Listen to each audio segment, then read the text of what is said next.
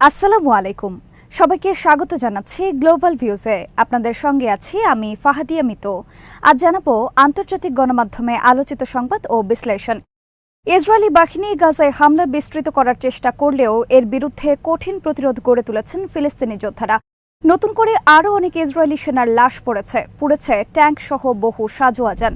গাজা যেমন ধ্বংসস্তূপে পরিণত হয়েছে, একই রকমভাবে উত্তর ইসরায়েলকে অত্যাধুনিক অস্ত্রের আঘাতে ধ্বংসস্তূপে পরিণত করেছে হিজবুল্লাহ।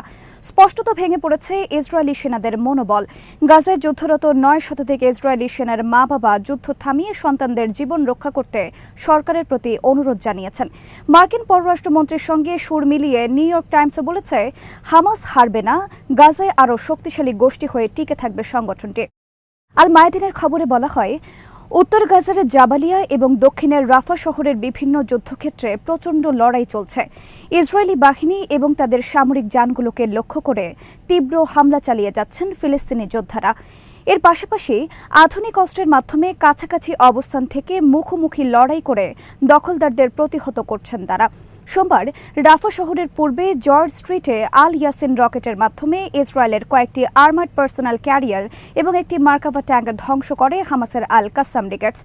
একই সঙ্গে রাফা ক্রসিংয়ে অনুপ্রবেশ করা ইসরায়েলি বাহিনীর ওপর বোমা বর্ষণ করেছেন তারা। আল কাসাম এবং ইসলামিক জিহাদের আল কুদস ব্রিগেডস এদিন এক যৌথ অভিযানে রাফা ক্রসিংয়ের পাশে ইসরায়েলি সেনা সমাবেশগুলোতে হেভি মর্টার শেলের মাধ্যমে আঘাত হানেন।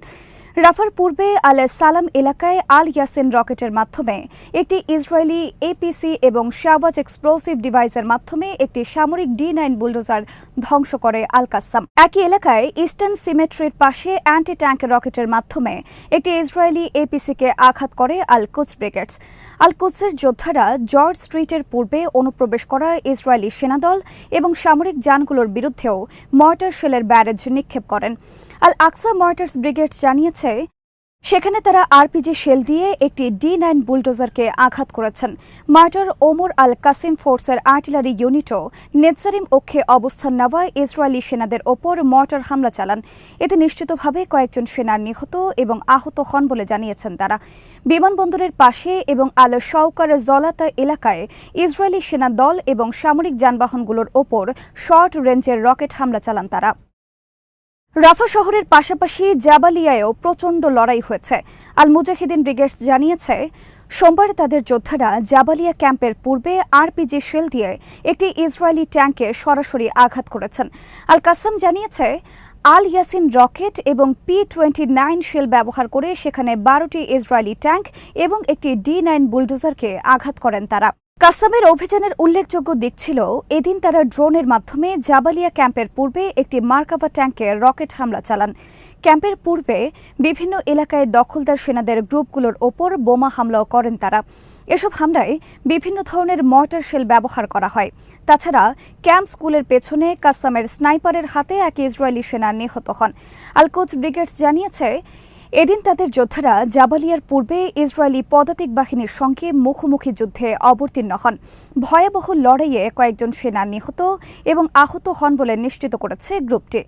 জাবালিয়ার বিভিন্ন এলাকায় তারাও বিভিন্ন ধরনের মর্টার শেল ব্যবহার করে ইসরায়েলি সেনা এবং তাদের যুদ্ধযানগুলোর ওপর বোমা হামলা করেন। সেখানে আরপিজি রকেটের মাধ্যমে তাদের চালানো হামলায় একটি মার্কাভা ট্যাঙ্ক এবং অন্য দুটি সামরিক যান ধ্বংস হয়। আবু জায়তুন স্কুলের পাশে দুটি আলাদা অভিযানে তাদের স্নাইপারের গুলিতে 2 ইসরায়েলি সেনা নিহত হন। সোমবার জাবালিয়ায় প্রচণ্ড লড়াইয়ে যুক্ত হয় Al Aqsa Martyrs Brigades, Martyr Abu Ali Mustafa Brigades এবং আল নাসের সালাহ আল দিন ব্রিগেডস। তাদের যোদ্ধারা বিভিন্ন ইসরায়েলি সেনা অবস্থান এবং ট্যাঙ্কসহ বিভিন্ন সাজোয়া যান লক্ষ্য করে রকেট, মর্টার এবং এক্সপ্লোসিভ ডিভাইসের বিস্ফোরণের মাধ্যমে সিরিজ হামলা চালান। এসব হামলা এবং স্নাইপারদের মাধ্যমে পরিচালিত আলাদা অভিযানে কয়েকজন ইসরায়েলি সেনা নিহত হন বলে জানিয়েছে এসব সংগঠন। গাজা সিটির দক্ষিণে আল জায়তুন এলাকায়ও প্রচণ্ড লড়াই হয়েছে। আল কুদস সেখানে বদর মসজিদের পাশে উচ্চ ক্ষমতা সম্পন্ন বিস্ফোরক ডিভাইসের মাধ্যমে একটি ইসরায়েলি গাড়ি উড়িয়ে দিয়েছেন। অ্যান্টি আর্মার শেল দিয়ে একটি D9 বুলডোজারও ধ্বংস করেন তারা। একই এলাকায় প্রচণ্ড লড়াইয়ে অবতীর্ণ হন আল মুজাহিদিনের যোদ্ধারা। সেখানে তাদের হাতে কয়েকজন ইসরায়েলি সেনা কর্মকর্তা নিহত হন বলে গ্রুপটির পক্ষ থেকে জানানো হয়। সম্মুখ সমরের পাশাপাশি সোমবার ইসরায়েলি বসতিগুলোতে বিপুল পরিমাণ রকেট নিক্ষেপের ফুটেজ প্রকাশ করেছে আল কাসাম। এ সময় গাজায় ইনভেলপের বসতিগুলোতে সাইরেন বাজানোর খবর দিয়েছে ইসরায়েলি মিডিয়া। ফিলিস্তিনি যোদ্ধাদের সমর্থনে সোমবার ইসরায়েলে সিরিজ হামলা চালিয়েছে লেবাননের প্রতিরোধ সংগঠন হিজবুল্লাহ। সকাল 6:20 বেইত হিলেলের দক্ষিণে নতুন প্রতিষ্ঠিত 403তম রিজার্ভ আর্টিলারি ব্যাটালিয়নে আকাশ হামলার মাধ্যমে দিনের অভিযান শুরু করেন তারা। এক ঝাঁক ড্রোনের মাধ্যমে চালানো এই হামলায় দখলদার বাহিনীতে হতাহতের ঘটনা ঘটে বলে জানায় হিজবুল্লাহ। এরপর ইফতা ব্যারাকের গোপন স্থান থেকে একটি মার্কাভা ট্যাঙ্ক বের হলে লেবানি যোদ্ধারা সকাল 10:30টার দিকে সেটিকে লক্ষ্য করে গাইডেড মিসাইলের মাধ্যমে আঘাত করেন। এতে ট্যাঙ্কটি পুরোপুরি ধ্বংস হয়ে যায় এবং ক্রুরা সবাই হতাহত হন। দুপুর 12টায় বিরকেতের রিশা সাইটে দখলদার সেনাদের ওপর সরাসরি আঘাত করে হিজবুল্লাহর আর্টিলারি শেল। ঘণ্টাখানেক পর বিরানিত ঘাটের পশ্চিমে রকেট ও কামানের গোলার মাধ্যমে ইসরায়েলি সেনাদের ওপর আকস্মিক হামলা চালানো হয়। এই ঘটনায়ও নিশ্চিতভাবে হতাহতের ঘটনা ঘটে। 1:20 আল জিরদা সাইটের কাছে নজরদারি যন্ত্রপাতি সমৃদ্ধ একটি রুমে ইসরায়েলি সেনারা প্রবেশ করলে রুমটিকে লক্ষ্য করে গাইডেড অস্ত্র দিয়ে আঘাত করা হয়। হিজবুল্লাহ বলেছে এতেও হতাহতের ঘটনা ঘটেছে। বিকেল এবং রাতে অধিকৃত কফর সুবা হিলসের আল সুমাকা সাইট এবং মেতুলা বসতিতে রকেট এবং যথাযথ অস্ত্রের মাধ্যমে হামলা চালায় হিজবুল্লাহ। এই হামলাগুলো লক্ষ্যবস্তুতে সরাসরি আঘাত হানে। ফিলিস্তিনি যোদ্ধাদের সমর্থনে ইসলামিক রেজিস্ট্যান্স ইন ইরাক ইসরায়েলের সর্বদক্ষিণ অংশকে টার্গেট করে কামিকাজে ড্রোন হামলা চালিয়েছে। টেলিগ্রাম চ্যানেলে প্রকাশিত এক বিবৃতিতে মঙ্গলবার তারা বলেছেন, এদিন সকালে তাদের যোদ্ধারা এইলাত বন্দরের একটি গুরুত্বপূর্ণ স্থাপনাকে লক্ষ্য করে হামলা চালান। হামলায় আল আফরাদ আত্মঘাতী ড্রোনের প্রথম ব্যবহার হয়েছে বলেও জানায় ইরাকি প্রতিরোধ সংগঠনগুলোর এই জোট। তারা বলেছেন, দখলদারদের গুরুত্বপূর্ণ স্থাপনাগুলোতে এই ধরনের হামলা অব্যাহত থাকবে। হামাসের শীর্ষ পর্যায়ের নেতা ইজ্জত আল রিশক বলেছেন, গাজার প্রতিরোধ আন্দোলনের নেতাদেরকে নির্বাসনে পাঠানোর কথা বলে ইসরায়েলের প্রধানমন্ত্রী মূলত এক ধরনের বিভ্রম ছড়াচ্ছেন। নেতানিয়াহু প্রকৃতপক্ষে কল্পনার জগতে বাস করছেন বলেও মন্তব্য করেন তিনি। সোমবার নেতানিয়াহু বলেন, তিনি গাজা উপত্যকা থেকে প্রতিরোধ আন্দোলনের নেতাদের বের করে দেওয়ার বিষয়টি নিশ্চিত করবেন এবং তাদের সবাইকে নির্বাসনে পাঠাবেন। নেতানিয়াহুর এই বক্তব্যের জবাবে আল রিশক বলেন, নেতানিয়াহু বিভ্রম বিক্রি করে বেড়াচ্ছেন এবং তিনি এখনও বিজয়ের স্বপ্ন দেখছেন, যা কখনো বাস্তবে রূপ লাভ করবে না।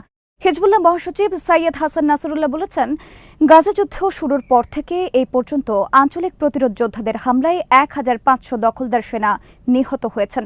সাম্প্রতিক মাসগুলোতে লেবানন ইসরায়েল সীমান্ত সংঘর্ষে নিহত দখলদার সেনাদের সংখ্যা এর অন্তর্ভুক্ত কিনা তা পরিষ্কার করেননি তিনি।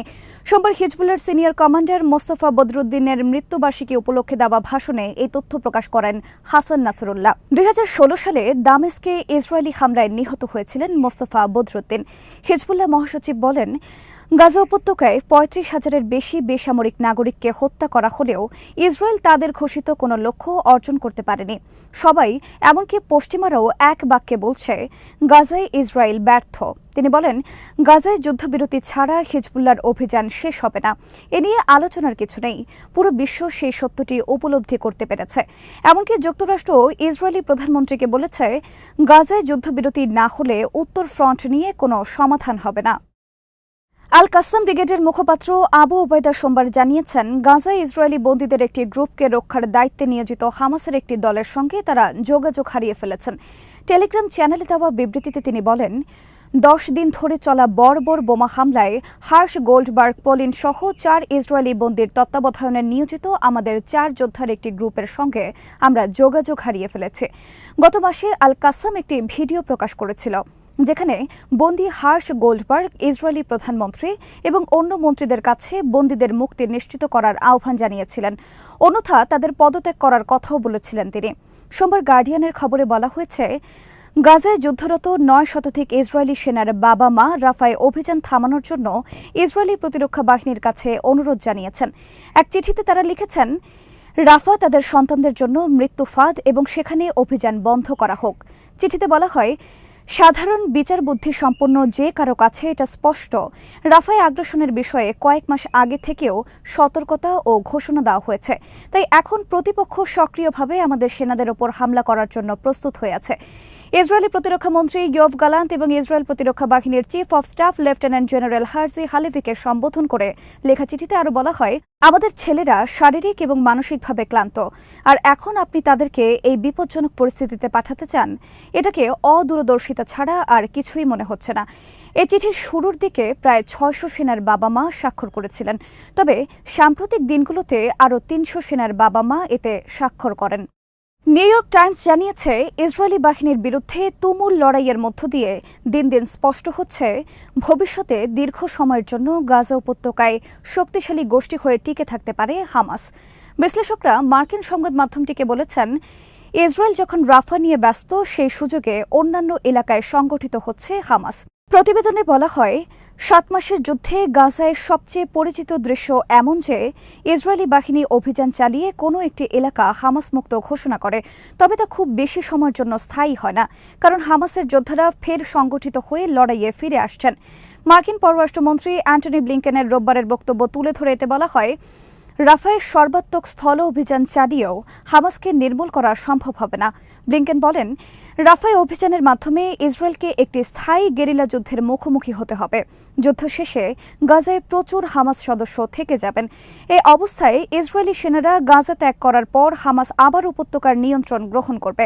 ওয়াল স্ট্রিট জার্নাল জানিয়েছে, গাজা যুদ্ধে ইসরায়েলি গণহত্যায় মার্কিন সমর্থনের প্রতিবাদে দেশটির ডিফেন্স ইন্টেলিজেন্স এজেন্সির এক কর্মকর্তা পদত্যাগ করেছেন। হ্যারিসন মান্নাবের ওই সেনা কর্মকর্তা সোমবার ঘোষণা করেন, গাজায় ইসরায়েলি আগ্রাসনে ওয়াশিংটনের সমর্থনের প্রতিবাদে তিনি পদত্যাগ করছেন। হ্যারিসন পদত্যাগপত্রে লিখেছেন, ইসরায়েলকে দেওয়া যুক্তরাষ্ট্রের অকুণ্ঠ ও নিঃশর্ত সমর্থন হাজার হাজার নিরীহ ফিলিস্তিনিকে হত্যা ও অনাহারে রাখতে ভূমিকা রেখেছে। সামরিক বাহিনীতে তার কাজ নিঃসন্দেহে সেই সমর্থনে অবদান রেখেছে উল্লেখ করে মান বলেন, এটি আমাকে অবিশ্বাস্য রকমের লজ্জা দিয়েছে এবং আমার মধ্যে অপরাধবোধ তৈরি হয়েছে। যুক্তরাষ্ট্রের গাজা নীতির প্রতিবাদে মার্কিন কর্মকর্তাদের পদত্যাগের ঘটনা এটিই প্রথম নয়। এর আগে পররাষ্ট্র দপ্তরের ৩ সিনিয়র কর্মকর্তা এই ইস্যুতে পদত্যাগ করেন। প্রেস টিভির খবরে বলা হয়, গাজায় ইসরায়েলি গণহত্যার বিরুদ্ধে আন্তর্জাতিক বিচার আদালত বা আইসিজিতে দায়ের করা দক্ষিণ আফ্রিকার মামলার পক্ষে অবস্থান গ্রহণের কথা ঘোষণা করেছে মালদ্বীপ। এর আগে এই মামলায় দক্ষিণ আফ্রিকাকে সহায়তার জন্য নিজেদের সম্পৃক্ত করার কথা জানিয়েছে মিশর, কলম্বিয়া, লিবিয়া ও নিকারাগুয়া। তুরস্কও তাদের সঙ্গে যুক্ত হওয়ার পরিকল্পনার কথা জানিয়েছে। সোমবার মালদ্বীপ সরকার এক বিবৃতিতে বলেছে, মালদ্বীপ যে কোনো প্রয়োজনে ফিলিস্তিনি জনগণের দীর্ঘ ভোগান্তির স্থায়ী সমাধান নিশ্চিত করতে দৃঢ় প্রতিজ্ঞ। তাই তারা ইসরায়েলের বিরুদ্ধে আইসিজিতে দক্ষিণ আফ্রিকার করা মামলার পক্ষে অবস্থান নেবেন। তুরস্কের প্রেসিডেন্ট রিসেপ তাইপ এরদোয়ান সোমবার বলেছেন, তুরস্কের হাসপাতালগুলোতে হামাসের সহস্রাধিক সদস্যকে চিকিৎসা দেওয়া হচ্ছে। আঙ্কারায় এরদোয়ানের সঙ্গে যৌথ সংবাদ সম্মেলনে গ্রিক প্রধানমন্ত্রী হামাসকে সন্ত্রাসী সংগঠন বললে তাকে সংশোধন করে দেন তুর্কি প্রেসিডেন্ট। গ্রিক প্রধানমন্ত্রীকে এরদোয়ান বলেন, আপনারা যখন হামাসকে সন্ত্রাসী সংগঠন বলেন, আমরা বিস্মিত হই। হামাস একটি প্রতিরোধ সংগঠন, যারা ১৯৪৭ সালে ইসরায়েলের জবরদখল করা নিজেদের ভূমি রক্ষার চেষ্টা করছে। এ সময় তিনি বলেন, আমরা হামাসকে সন্ত্রাসী সংগঠন মনে করি না। আমাদের দেশের হাসপাতালগুলোতে ১,০০০-এরও বেশি হামাস সদস্য চিকিৎসাধীন আছেন। আল জাজিরা জানিয়েছে, গাজায় নির্বিচার ইসরায়েলি হামলা অব্যাহত রয়েছে। সোমবার মধ্য গাজার নুসেইরাত শরণার্থী শিবিরে বোমা হামলায় শিশুসহ ১৪ ফিলিস্তিনি নিহত হয়েছেন। রাফায় জাতিসংঘের একটি গাড়িতে ইসরায়েলি হামলায় প্রথমবারের মতো সংস্থাটির কোনো বিদেশি কর্মী নিহত হয়েছেন। ঘটনার নিন্দা জানিয়ে এর পূর্ণাঙ্গ তদন্তের দাবি জানিয়েছেন জাতিসংঘ প্রধান। এদিকে পুরো মেডিকেল স্টাফকে রাফায় কুয়েতি হাসপাতাল ছাড়তে বলেছে ইসরায়েলি বাহিনী। গাজার স্বাস্থ্য মন্ত্রণালয় বলেছে, ৭ অক্টোবর শুরু হওয়া হামলায় এই পর্যন্ত ৩৫,১৭৩ ফিলিস্তিনি নিহত হয়েছেন। আজ এখানেই শেষ করছে। সবাই ভালো থাকুন, সুস্থ থাকুন আর দেখতে থাকুন বিডি ভিউজ। চ্যানেলটি ভালো লাগলে সাবস্ক্রাইব করুন, সংযুক্ত থাকুন আমাদের ফেসবুক পেজে। আল্লাহ হাফেজ।